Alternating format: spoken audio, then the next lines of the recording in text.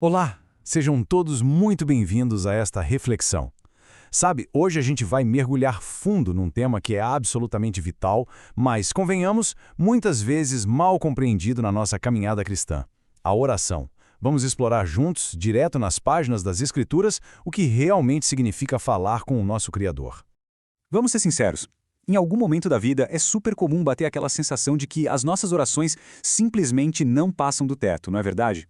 Ou, de repente, a gente percebe que está repetindo as mesmas exatas palavras todos os dias, sentindo que elas estão meio vazias e que Deus, de alguma forma, parece estar em silêncio. Olha, se esse sentimento é familiar para quem está acompanhando, saibam que nós não estamos sozinhos nessa. A Bíblia, na verdade, está cheia de heróis da fé que passaram exatamente por esse mesmo vale. E o ponto central aqui, o grande X da questão, é que Deus não está nem um pouco interessado em discursos super elaborados. Dá só uma olhada no que diz o texto sagrado no Salmo 62, verso 8. Derramai perante ele o vosso coração. O Senhor quer a nossa sinceridade total. Aquele papo reto, sabe? Ele quer que a gente traga os nossos medos reais, as nossas angústias e as nossas alegrias autênticas, e não apenas palavras decoradas que a gente acha que ele quer ouvir. E isso nos leva àquela história emocionante de Ana, relatada lá no primeiro livro de Samuel. Para contextualizar, Ana queria muito ter um filho, mas era estéril. A dor dela era tão absurda, a angústia era tão profunda, que quando ela estava orando no templo, o sacerdote Eli jurou que ela estava embriagada. Dá para acreditar? Ana não estava recitando nenhuma poesia. Ela estava literalmente derramando toda a amargura da alma dela na presença de Deus. E o Senhor honrou essa fé tão fervorosa no tempo perfeito dele, concedendo a ela o profeta Samuel. Mas aí a gente pensa, e quando aquele desânimo bate logo depois de uma baita vitória espiritual? Lembra do profeta Elias? Pois é, ele tinha acabado de presenciar fogo descer do céu lá no Monte Carmelo e derrotar os profetas de Baal. Foi aquele triunfo espetacular do poder divino. Só que, logo em seguida, ameaçado de morte pela rainha Jezabel, Elias simplesmente desabou. O medo tomou conta, ele fugiu para o deserto, se isolou num nível de depressão profunda e clamou a Deus no meio dessa crise gigantesca. E a resposta de Deus para Elias ilustra de um jeito muito lindo como o Senhor nos trata.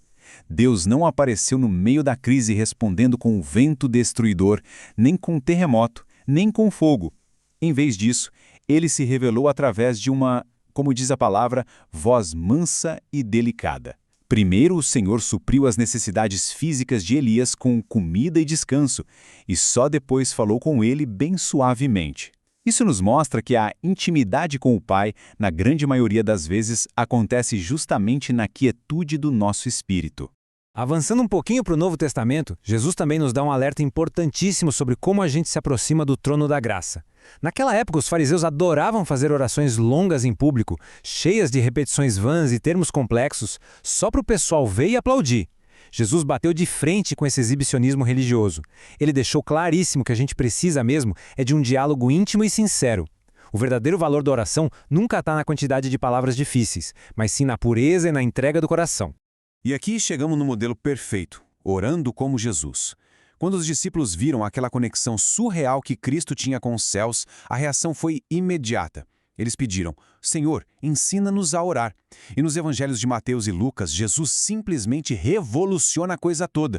Ele nos ensina a começar a oração chamando Deus de forma muito íntima: Pai. Gente, isso muda absolutamente tudo. O Criador de todo o universo convidando a gente para um relacionamento real, de filhos.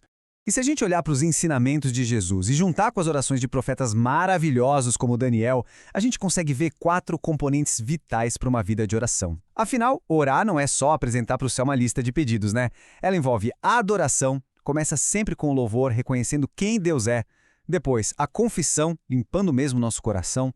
Em terceiro, aí sim, vem os pedidos, buscando sempre a vontade dele. E por fim, o agradecimento, porque a gente confia no cuidado divino, aconteça o que acontecer. Tem uma reflexão cristã clássica e muito inspiradora da escritora Ellen G. White que resume tudo isso de forma magistral. Ela escreve o seguinte: a oração é o abrir do coração a Deus como a um amigo. Não que seja necessário a fim de tornar conhecido a Deus o que somos, mas sim para nos habilitar a recebê-lo. Vamos pensar nisso por um instante. A oração não traz Deus para a nossa dimensão terrena aqui embaixo. Na verdade, é a oração que nos eleva até Ele, por meio dessa comunhão autêntica e libertadora. Então, a grande pergunta que fica para todos nós agora é a seguinte: como é que vai ser a nossa conversa com Deus hoje? que a gente consiga deixar de lado aquelas repetições automáticas e entrar na presença de Deus com total, absoluta sinceridade. Vamos derramar o nosso coração diante dele, assim como a Ana fez. E quando a crise apertar, que a gente consiga escutar a sua voz mansa e delicada nas tempestades, igualzinho a Elias. E o mais importante de tudo, vamos nos aproximar dele como um pai cheio de amor. Bom, se esta reflexão tocou os corações de quem nos assiste e ajudou a compreender melhor a beleza e o poder da oração, por favor, não deixem de curtir este vídeo e compartilhar com outras pessoas. Assim, a palavra continua transformando ainda mais vidas. Que a graça do Senhor acompanhe a todos nós, hoje e sempre.